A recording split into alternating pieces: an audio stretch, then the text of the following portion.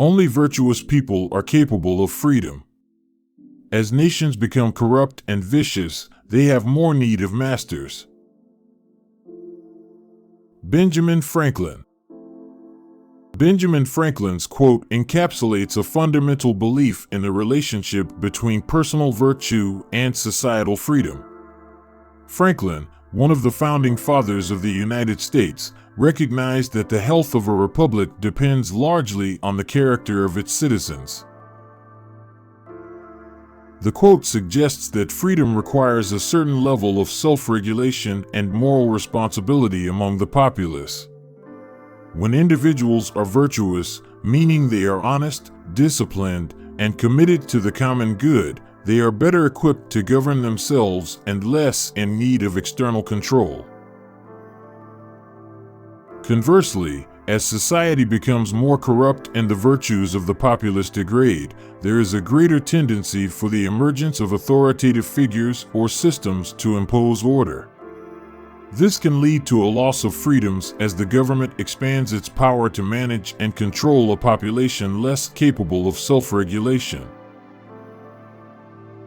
The statement carries a powerful message about the importance of cultivating personal virtue not only for individual well-being but also for the preservation of freedom within a society. It implies that the strength of a democracy and the liberty of its citizens are deeply interconnected with the moral character of the people. The lesson from Franklin's wisdom is that the sustainability of freedom is a collective endeavor that requires each member of society to uphold principles of virtue. It serves as a reminder that the liberties enjoyed in a democratic society come with the responsibility to live and act in ways that support the maintenance and continuation of that society. But a constitution of government once changed from freedom can never be restored. Liberty, once lost, is lost forever. John Adams. This quote from John Adams, the second president of the United States and a key figure in the American Revolution, reflects a deep-seated belief in the value of liberty and the fragility of a free system of government. Adams is expressing a sentiment that once the principles and structures that preserve freedom are compromised or eroded, reclaiming the original state of liberty is an exceedingly difficult, if not impossible, task. Adams' statement underscores the importance of vigilance in the protection of constitutional freedoms. The idea is that freedoms are easier to maintain than to recover. The loss of liberty is often a gradual process, not a sudden event, and each concession to authoritarianism or each right that is surrendered may set a precedent that leads to further restrictions. The historical context of Adams' time, with the American colonies having fought to free themselves from British rule, no doubt informed this viewpoint. The founders were acutely aware of the efforts required to achieve independence and the need for a carefully constructed constitution to safeguard the freedom they had won. The lesson from Adams' words is that the preservation of liberty requires constant attention and dedication. It is a call to current and future generations to be aware of the value of their freedoms and to actively participate in the defense and perpetuation of those freedoms. Adams' warning resonates as a reminder that the liberties we enjoy are precious and must be defended with unwavering commitment. Click subscribe to this channel to get more valuable quotes from the legends. They who can give up essential liberty to obtain a little temporary safety deserve neither liberty nor safety. Benjamin Franklin. This well-known quote by Benjamin Franklin is a powerful assertion that speaks to the relationship between liberty and security, a topic that remains highly relevant in discussions about national security, personal freedoms, and privacy rights. Franklin's statement is often interpreted as a caution against sacrificing fundamental rights and freedoms for the promise of short-term safety or convenience. The notion is that essential liberties, once relinquished, are hard to regain and that the trade-off for temporary security can lead to a permanent state of diminished freedom. The quote can be applied to a variety of contexts, from the personal level, where individuals might be tempted to trade their privacy for convenience, to the national or global level, where societies must grapple with the balance between civil liberties and measures taken to protect against threats. The lesson from Franklin's words is a reminder to carefully consider the long-term implications when making decisions about security policies and measures.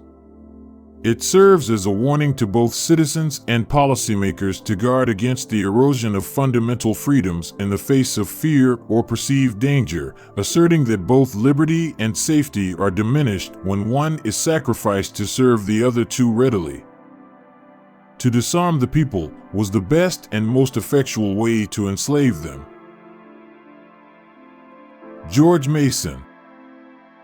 George Mason, a founding father of the United States, argued that disarming the populace was a surefire method to diminish their freedom and impose tyranny. His words reflect the 18th century concerns about individual liberties and the balance of power between citizens and their government. This sentiment contributed to the inclusion of the Second Amendment in the U.S. Constitution, which advocates for the right to bear arms as a safeguard against potential government oppression. Laws that forbid the carrying of arms disarm only those who are neither inclined nor determined to commit crimes. Thomas Jefferson.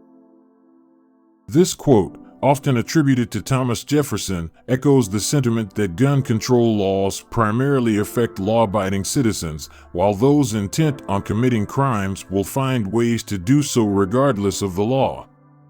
The statement suggests that such regulations might not effectively prevent criminal activity and could instead leave law-abiding individuals defenseless.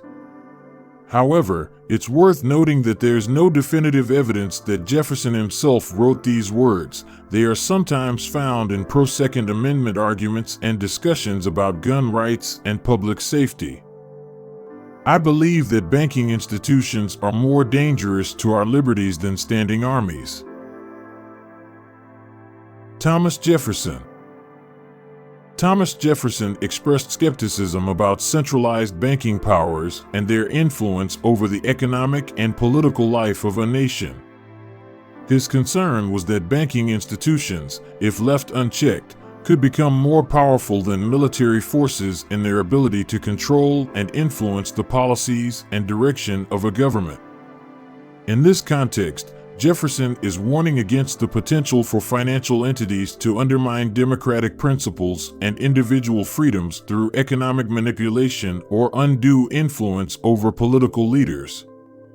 This perspective is reflective of Jefferson's broader advocacy for limited government and his support for agrarianism over industrial and financial concentration of power.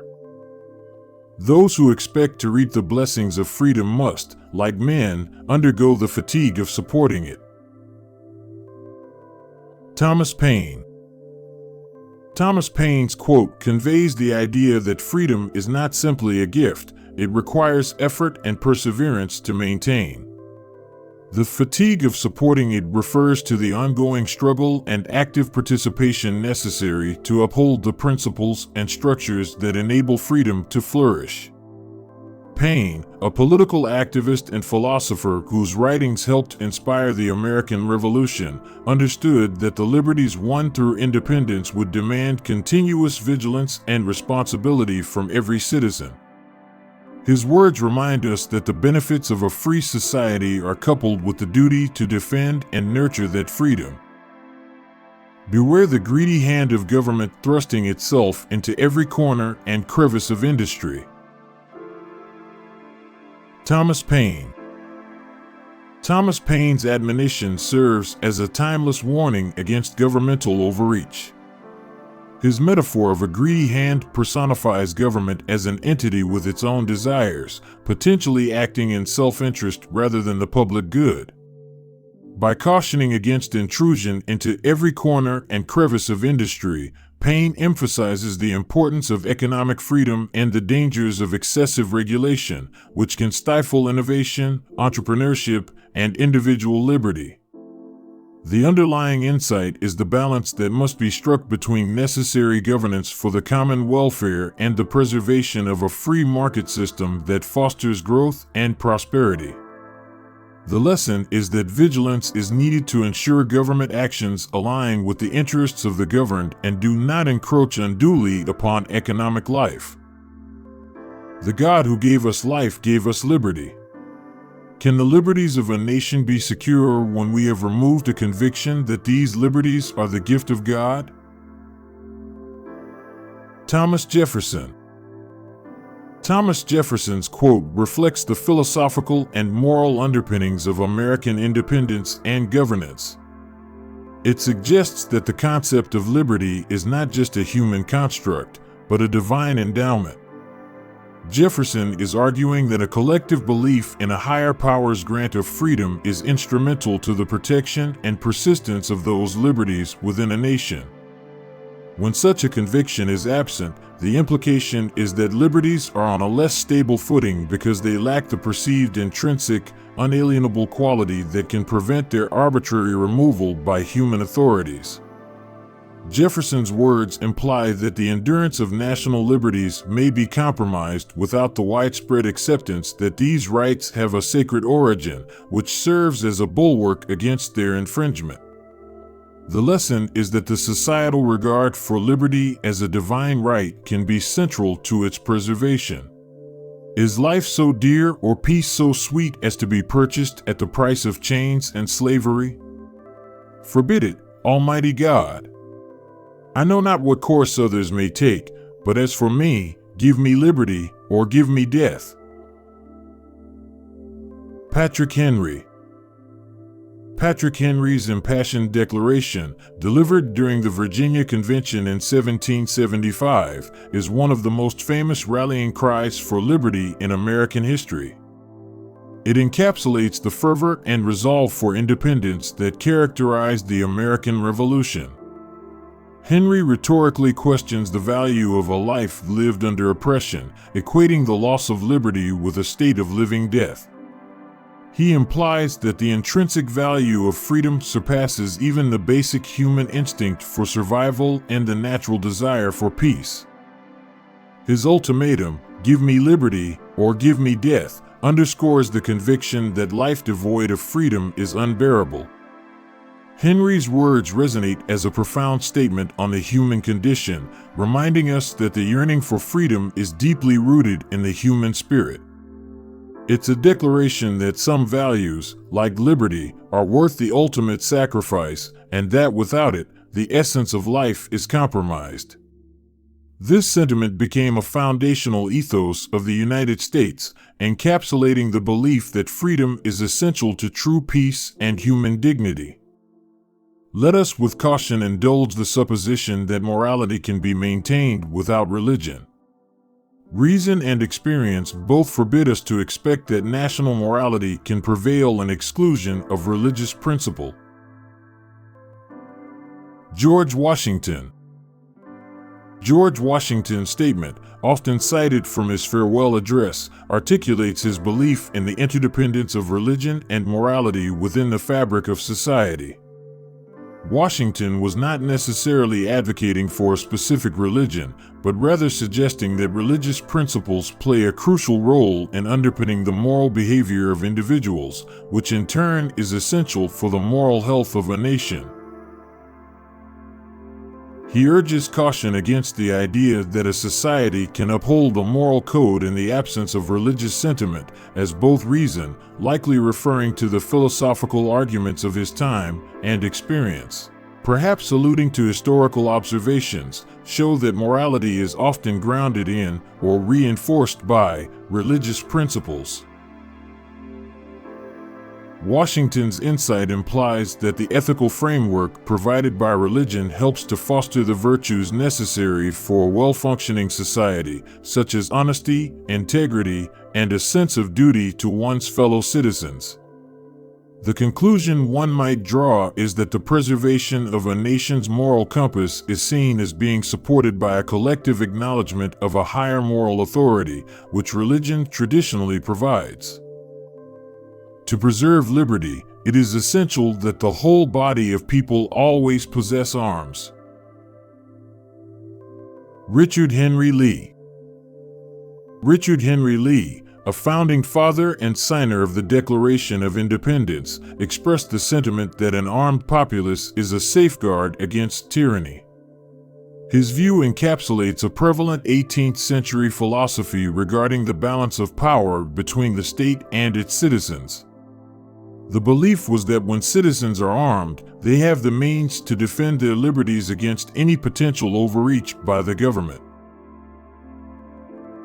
Lee's assertion highlights the argument for the right to bear arms as a mechanism for the preservation of liberty.